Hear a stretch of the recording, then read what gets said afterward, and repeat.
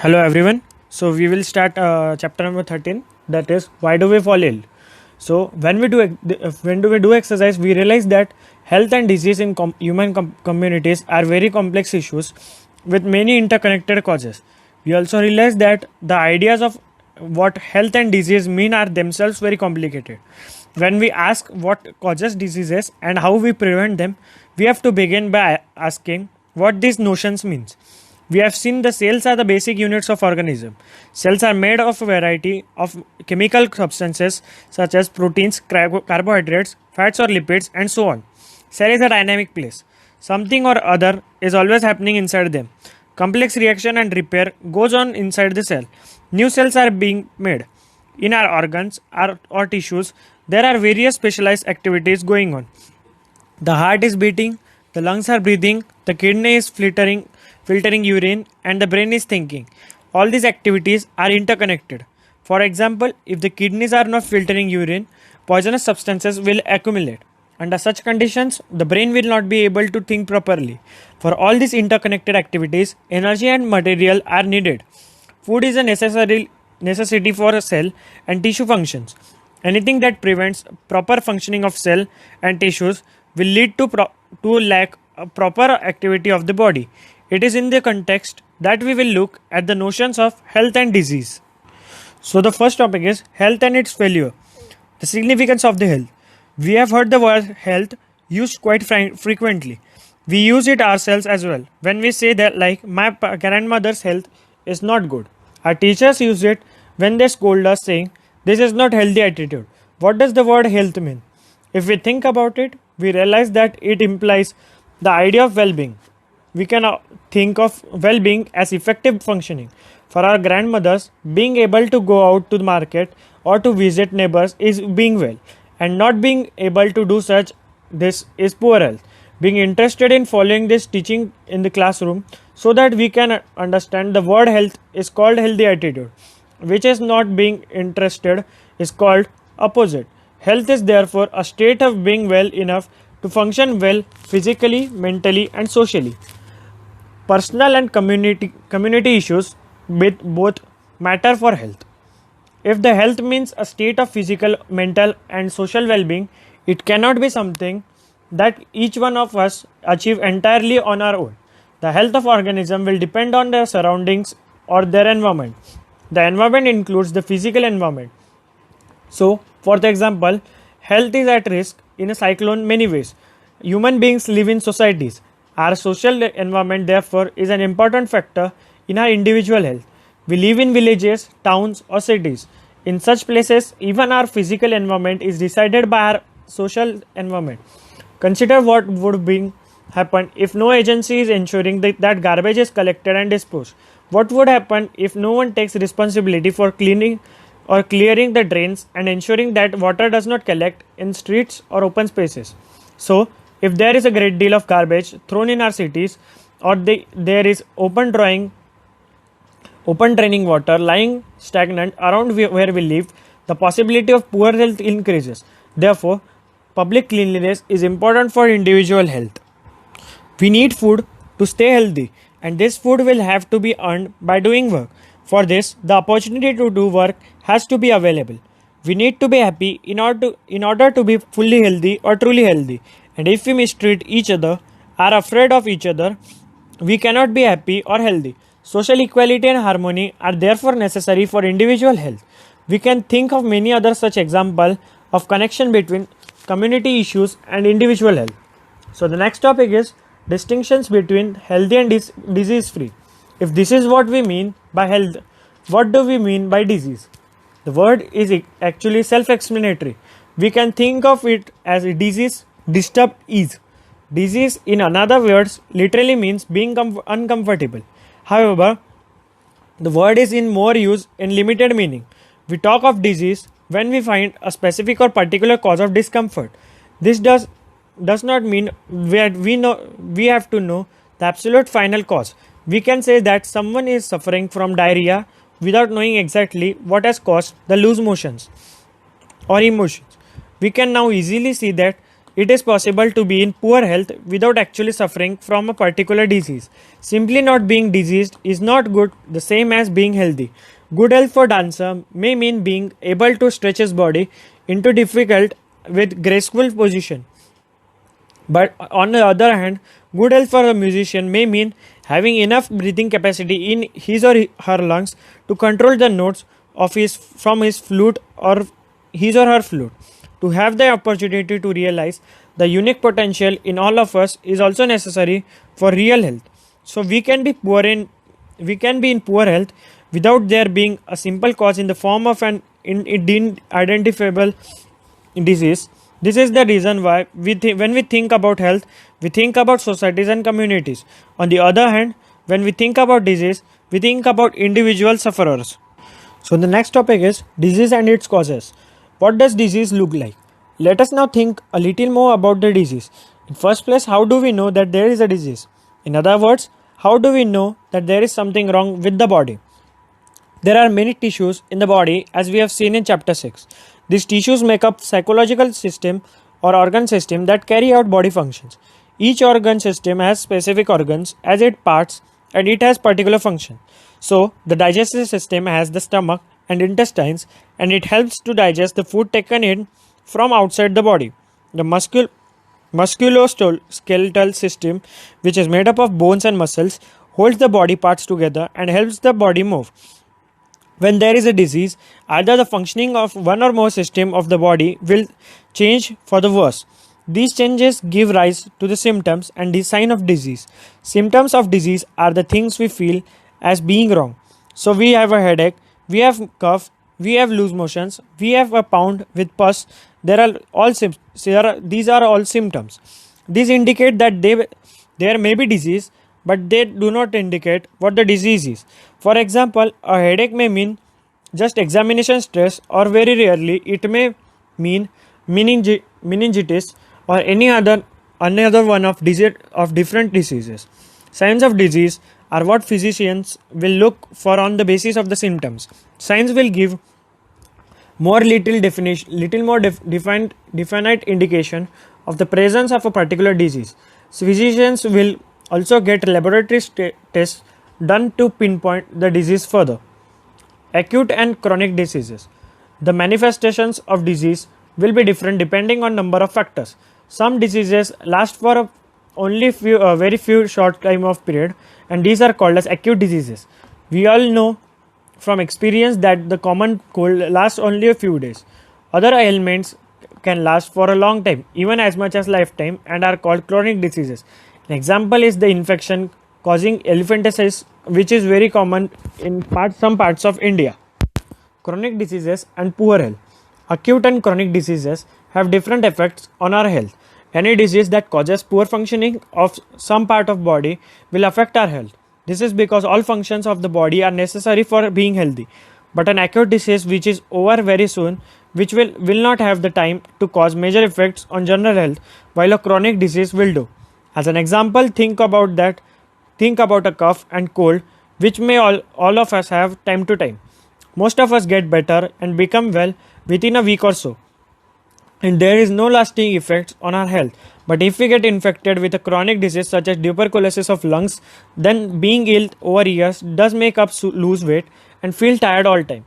We may not go to school for few days if we have acute disease, but chronic disease will make us difficult to follow what is being taught in school and reduce our ability to learn. In other words, we are likely to have prolonged general poor health if we have chronic disease. Chronic diseases, therefore, have drastic long-term effects on people's health as compared to acute diseases. Causes of diseases. What causes diseases? When we think about causes of diseases, we must remember that there are many levels of such causes. Let us look at an example. If there is a baby suffering from loose motions, we can say that cause of loose motions is probably an infection. But the next question is, where did the infection come from? Suppose we find that the infection came through unclean drinking water, but many babies must have had this unclean drinking water. So why is it that one baby developed loose motions when the other babies do not? One reason might be that this baby is not healthy. As a result, it may be more likely to have disease which exposed to risk. whereas healthier babies would not. Why is baby not healthy? Perhaps because it is not well nourished and does not get enough food. So lack of good nourishment becomes a second cause of disease. Further, why is the baby not well nourished? Perhaps because it is from a household which is poor. It is also possible that baby has some genetic difference that makes it more likely to suffer from loose motions when exposed to pathogen. Without the pathogen, the genetic difference or the poor nourishment alone will not lead to loose motions. But these but they do become contributory causes of the disease. Why was there no clean drinking for baby? Perhaps because the public services are poor where the baby's family lives. So poverty or lack of public services become the third cause of baby's disease. It will now be obvious that all diseases have immediate causes and contributory causes. Also, most diseases will have many causes rather than one single cause. So the next topic is infectious and non-infectious causes. As we have seen, it is important to keep public health and community health factors in mind when we think about causes of diseases. We can take that approach a little further.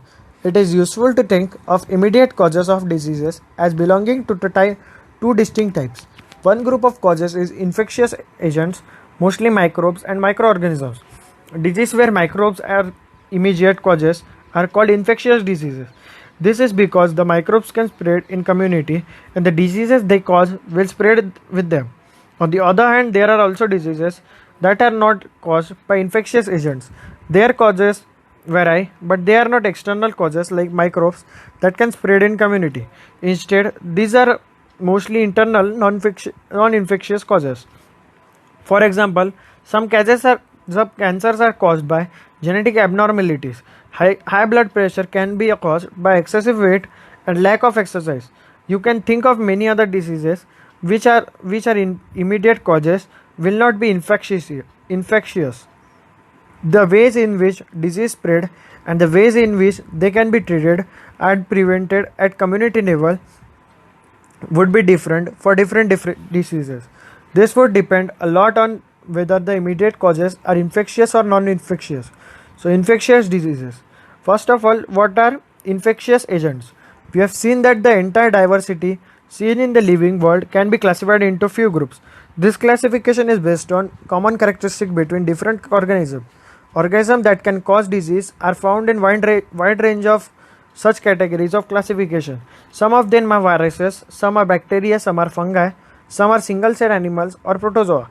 Some diseases are also caused by multicellular organisms such as worms of different kinds. Common examples of diseases caused by viruses are common cold, influenza, dengue fever and AIDS. Diseases like typhoid fever, cholera, tuberculosis and anthrax are caused by bacteria. Many common skin infections are caused by different kinds of fungi. Protozoa microbes cause many familiar diseases such as malaria and Kala-Azar. All of us have also come across intestinal worm infections as well as disease like elephantiasis caused by different species of worms. Why is it important that we think of categories of infectious agents? The answer is that these categories are important factors in deciding what kind of treatment to use. Members of each one of this group, viruses, bacteria and so on, have many biological characteristics in common. All viruses, for example, live inside host cells, whereas bacteria rarely do. Viruses, bacteria and fungi multiply very quickly, while worms multiply very slowly in comparison. Taxonomically, all bacteria are close related to each other than to viruses and vice versa. This means that many important life processes are similar in bacteria group but not shared with the virus group. As a result, drugs that block one of these life processes is one member of the group is likely to be effective against many other members of the group. But the same drug which will not work against the microbe belonging to different group. As an example, let us take antibiotics. They commonly block biochemical pathways important for bacteria. Many bacteria, for example, make a cell wall to protect themselves. Antibiotic penicillin blocks the bacterial processes that build the cell wall. As a result, the growing bacteria become unable to make cell walls and die easily. Human cells don't make a cell wall anyway, so penicillin cannot have such an effect on us. Penicillin will have the effect this effect on any bacteria that use such processes for making cell walls. Similarly, many antibiotics work against many species of bacteria rather than simply working against the one. But viruses do not use these pathways at all, and that is the main reason why antibiotics do not work against viral infections. If we have a common cold, taking antibiotics does not reduce the severity or the duration of disease. However, if we also get a bacterial infection along with a viral cold, taking antibiotics will help. Even then, the antibiotic will work only against the bacterial path of infection, not the viral infection. So the next topic is means of spread. How do infectious diseases spread? Many microbial organisms can commonly move from an affected person to someone else in a variety of ways. In other words, they can be communicated and also called as communicable disease. Such disease causing microbes can spread through air. This occurs through the little droplets thrown out by an infected person who sneezes or coughs. Someone standing close by can breathe in these droplets and microbes get a chance to start a new infection. So examples of such diseases spread through the air are the common cold, pneumonia, and the tuberculosis. We all have had the experience of sitting near someone suffering from a cold and catching it ourselves. Obviously, the more crowded our living conditions are, the more likely it is that such airborne diseases will spread. Diseases can also be spread through the water.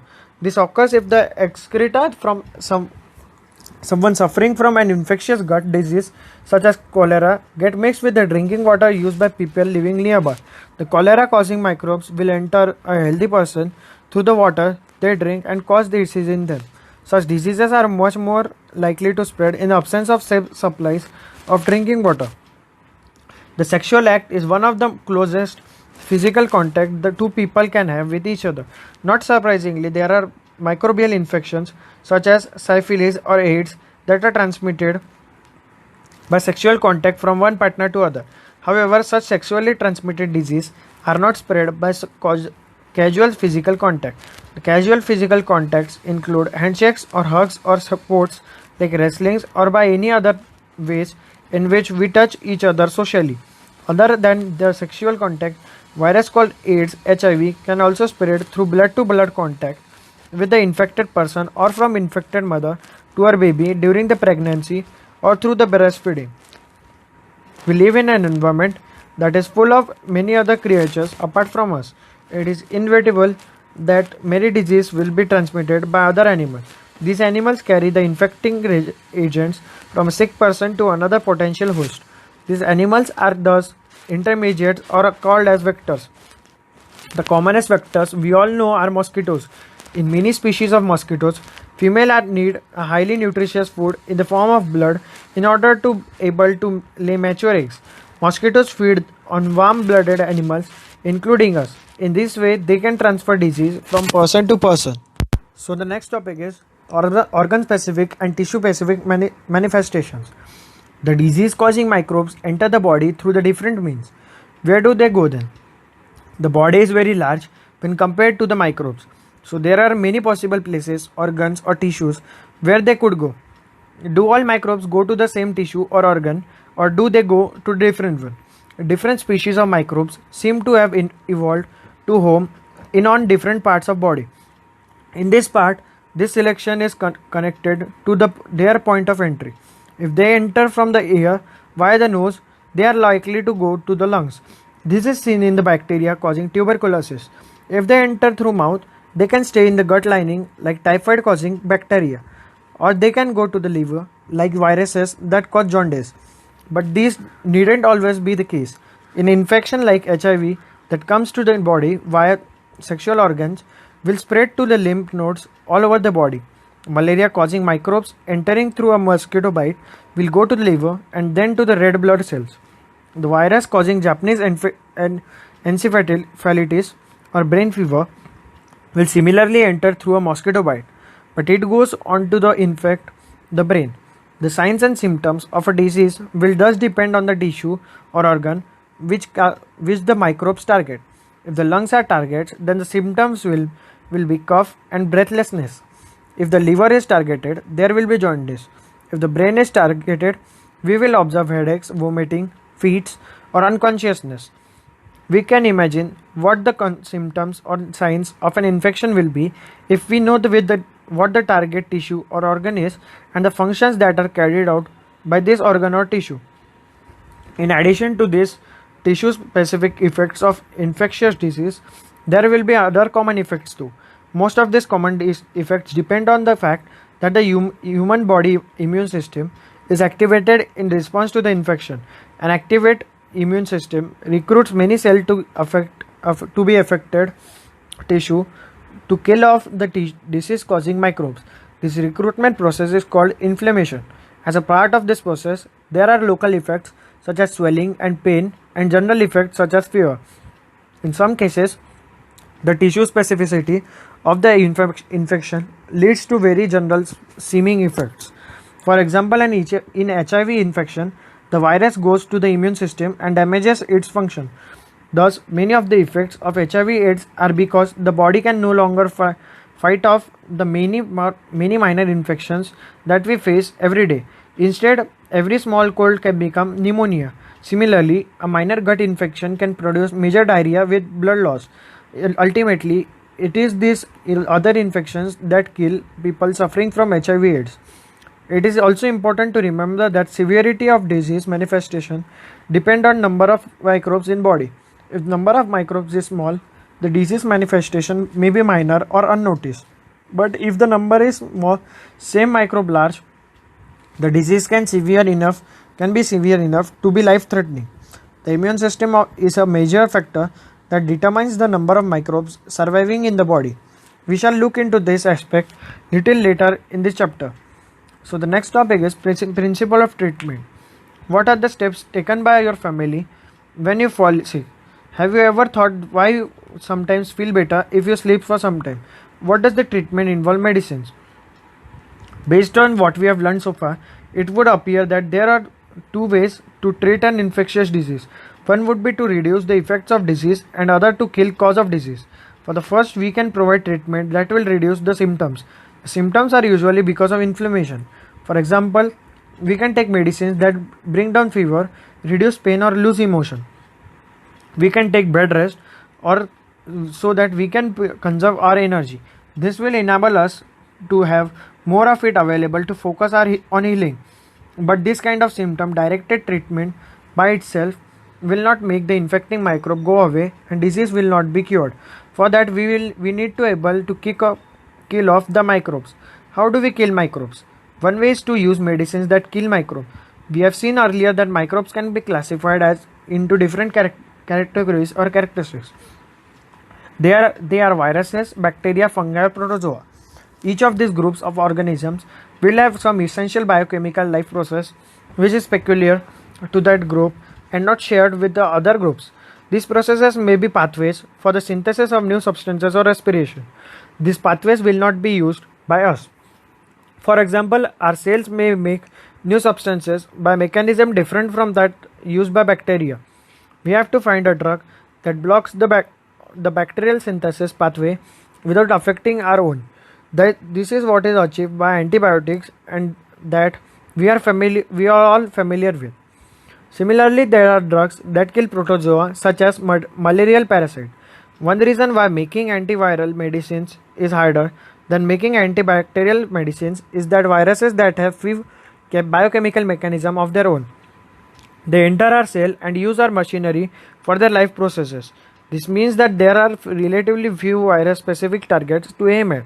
Despite this limitation, these are now effective antiviral drugs. For example, the drugs that keep HIV infection under control. So the next topic is principle of prevention.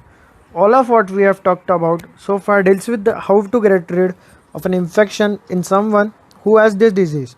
But there are three limitations of this approach to dealing with infectious disease. The first is that once someone has disease, their body functions are damaged and may never recover completely. The second is that treatment will take time, which means that someone suffering from a disease is likely to be bedridden for some time even if we can give proper treatment. The third is that person suffering from an infectious disease can serve as source from where the infection may spread to other people. This leads to multiplication of above difficulties. It is because of such reasons that prevention of disease is better than their cure. How can we prevent disease? There are two ways, one general and one specific to reach the disease. General ways of preventing infections mostly relate to the preventing exposure. How can we prevent exposure to infectious microbes? If we look at the means of their spreading, we can get some answers. For airborne microbes, we can prevent exposure by providing living conditions that are not overcrowded. For example, for waterborne microbes, we can prevent exposure by providing safe drinking water. This can be done by treating the water to kill any microbial contamination. For vector-borne infections, we can provide clean environment. This would not, for example, allow mosquito breeding. In other words, public hygiene is one of the basic key to prevention of infectious disease. In addition to these issues that relate the environment, there are some other general principles to prevent infectious diseases. To appreciate those principles, let us ask a question we have not looked so far. Normally, we are faced with infectious every day. If someone is suffering from a cold and cough in class, it is likely that children sitting around will be exposed to infection. But all of them do not suffer from the disease. Why not? This is because the immune system of our body is normally fighting off microbes. We have cells that specialize in killing infecting microbes. These cells go into action each time infecting microbes enter the body. If they are successful, we do not actually come down with any disease. The immune cells manage to kill off the infection long before it assumes major proportions. As we noticed earlier, if the number of infecting microbes is controlled, the manifestations of disease will be minor. In other words, becoming exposed to or infected with an infectious microbe does not necessarily mean developing noticeable disease. So one of the way looking off at severe infectious disease is that it represents a lack of success of immune system. The functioning of the immune system, like any other system in our body, will not be good if the proper or sufficient nutrition and food is not available. Therefore, the second basic principle of prevention of infectious disease is the availability of proper and sufficient food for everyone. These are the general ways of preventing infections. What are the specific ways? They relate to the peculiar property of the immune system that usually fights off microbial infections. Let us cite an example to try and understand this property. These days, there is no smallpox anywhere in the world, but as recently as 100 years ago, the smallpox epidemics were not all uncommon. In such epidemic, people used to be afraid of coming near everyone suffering from the disease since they were afraid of catching the disease. However, there was one group of people which do not have this fear.